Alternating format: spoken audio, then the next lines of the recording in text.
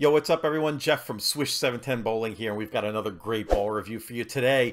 We're looking at the new Hammer Envy Tour. This is one of the more anticipated releases from Hammer in a long time. It's got the core of the Obsession Tour and the cover of the Envy. So it's like an Obsession Tour, which is a favorite among Hammer fans, but it's got the more stronger cover that the Envy had. You can see this ball comes 500, 1000 out of the box, and it's going to give you a much earlier and stronger reaction than the Obsession Tour did, making it a great ball for those fresher conditions when you have sharp back end. You can see I drilled this ball with the pin way up above my ring finger, 45 by 4.5 by 20. So let's take it out to the lanes and see what it looks like.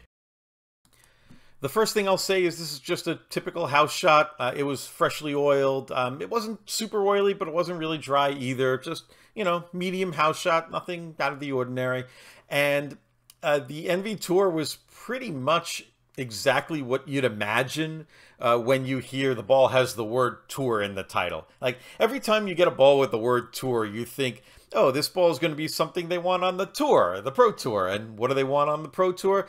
They don't want any surprises. They want to know exactly what the ball is going to do at all times because they need the ball to bail them out when the lanes are getting super sketchy.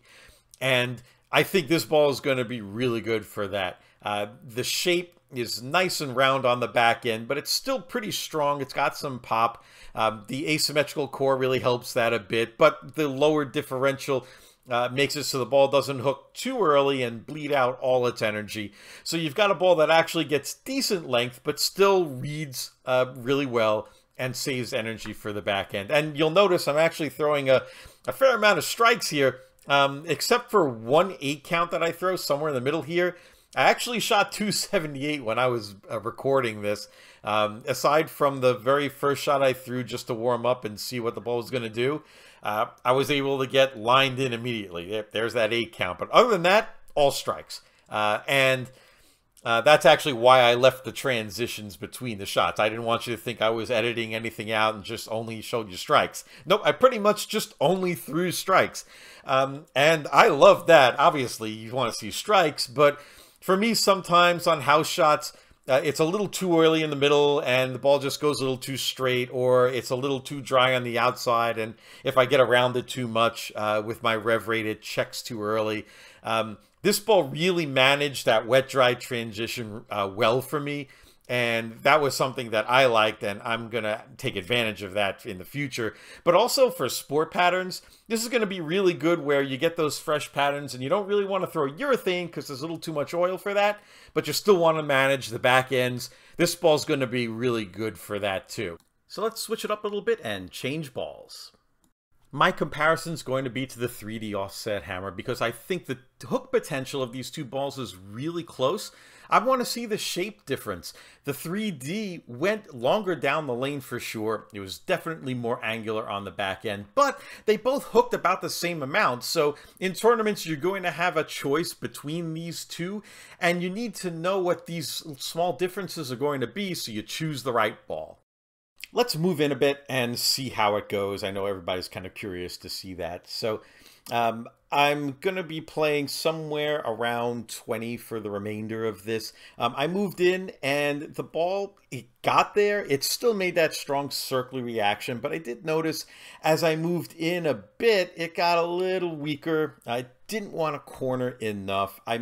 If I wanted to use it on this, I'd probably need a little more dry. You can see that when I've projected it a little further right and it got back, but it 10-pinned. It didn't have that strong enough corner. I just don't think this ball is a wheel the lane type ball, but anything other than that, I think there's a lot of different things this can do. So let's wrap it up with my closing thoughts for the Hammer Envy Tour. First of all, if you bowl on a house shot that has those severe wet dries where it hooks not enough in the middle and too much in the outside, this ball could be great to manage that. Second, if you're a tournament bowler and you bowl on a lot of sport shots and patterns and things like that, this ball is your new best friend. It can help you get through those game 1, game 2 when you need to get out of the gate well.